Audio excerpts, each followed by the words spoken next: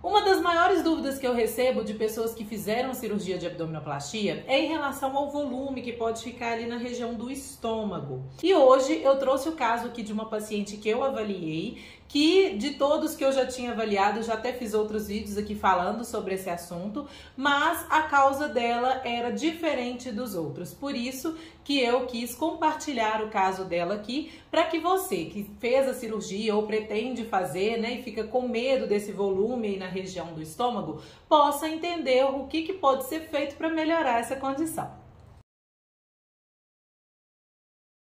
Bem-vindos a mais um vídeo aqui no canal. Eu sou Juliana Oliveira, sou fisioterapeuta e nutricionista.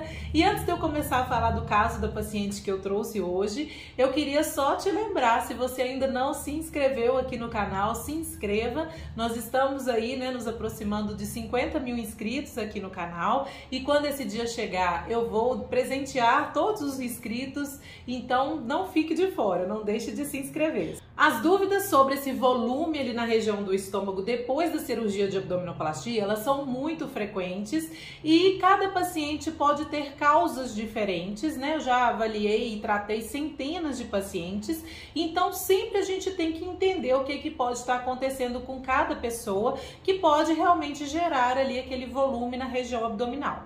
Eu já fiz outros vídeos aqui explicando de outros casos, né, outras causas, inclusive o mais recente que eu fiz foi de uma paciente que tinha gordura visceral e perda de tônus abdominal. Depois, se você quiser assistir, o link vai estar aqui.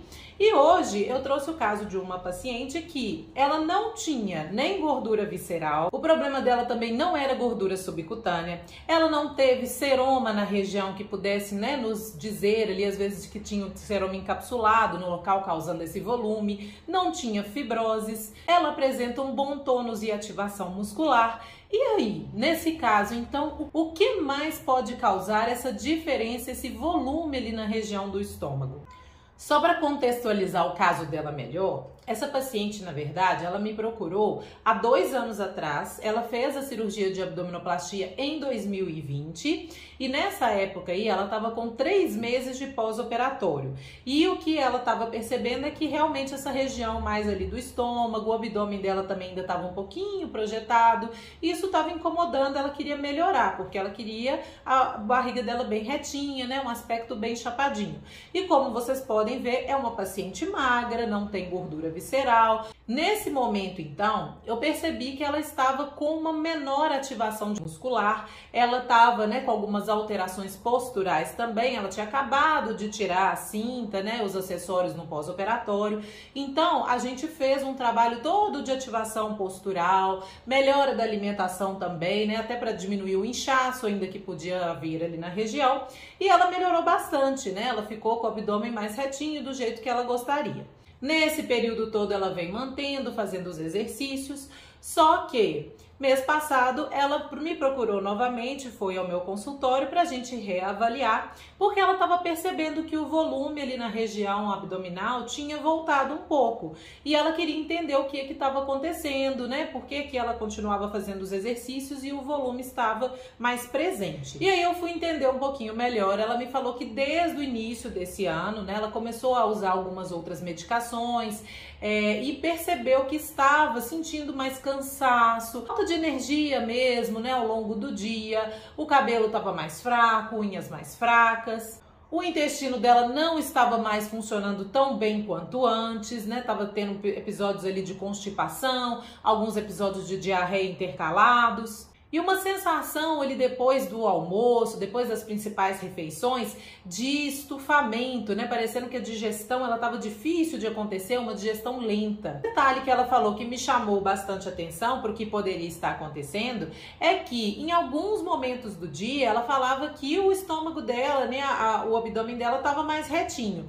E em outros momentos, dependendo do que ela consumia, o estômago ali, a região do estômago e o abdômen ficava bem mais distendido. Então havia essa variação, não era que ela sempre estava ali com o estômago, com a região do estômago distendida. E isso é um fator importante para a gente entender que muitas vezes a alimentação pode estar relacionada com esse volume ali na região. Eu avaliei então toda a sua alimentação, ela não estava com uma alimentação necessariamente ruim, mas havia algumas coisas que a gente podia melhorar, ajudar ali para poder ficar ainda melhor, mais saudável.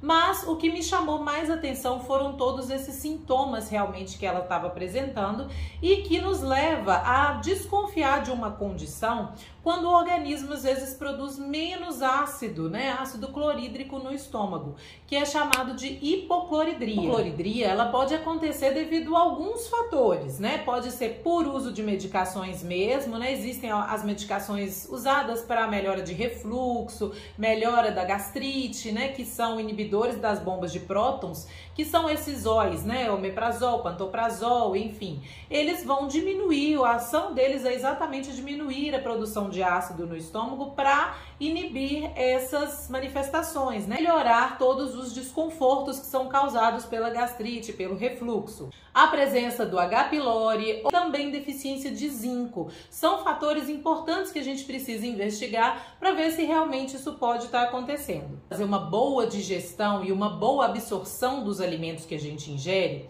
A acidificação ali no estômago, né, a presença ali do ácido clorídrico é importante, por exemplo, para ativar algumas enzimas que vão fazer parte do processo da digestão, como por exemplo a pepsina, que é uma importante enzima para a digestão de proteínas. Então, quando a gente tem ali um meio estomacal menos ácido, nós temos uma certa dificuldade de digerir e inclusive quebrar essas proteínas em aminoácidos.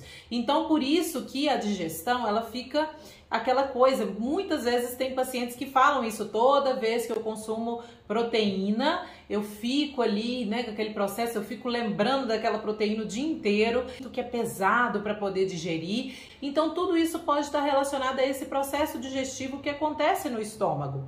Outra questão importante também, algumas vitaminas e minerais, eles são absorvidos melhor em meio ácido, como é o caso do ferro, o caso da vitamina B12, do ácido fólico, do zinco, cobre. Então a gente tem que prestar bastante atenção nessa saúde estomacal para que isso não interfira demais no funcionamento do nosso organismo. E como eu disse que as proteínas elas não são digeridas da melhor forma e muitos alimentos também acabam passando ali de uma forma pouco digerida para o intestino, isso pode causar um desequilíbrio das bactérias também intestinais, causando essas alterações no funcionamento. Então o intestino ele passa a ser um pouco mais preso ou tem episódios de diarreia, a formação muito intensa de gases, dores abdominais e inclusive a distensão abdominal. Então é importante a gente prestar atenção em todos esses sintomas que muitas vezes passam despercebidos. A melhor forma da gente ver realmente, né, se a absorção dos nutrientes não está muito adequada é através de exames de sangue, que essa paciente inclusive eu pedi para que ela fizesse, né, para a gente avaliar isso melhor, para ver realmente se a gente precisa atuar tanto na questão da melhora da produção do ácido clorídrico, que eu já vou falar quais são, né, algumas estratégias para isso, quanto também para a gente repor as vitaminas e minerais que estão fazendo falta e podem causar todos esses outros sintomas que ela estava se queixando. A primeira coisa que a gente precisa melhorar, sem dúvida, né, para poder ajudar nessa questão, é ter uma base alimentar bem rica em verduras, frutas, né, orgânicos de preferência,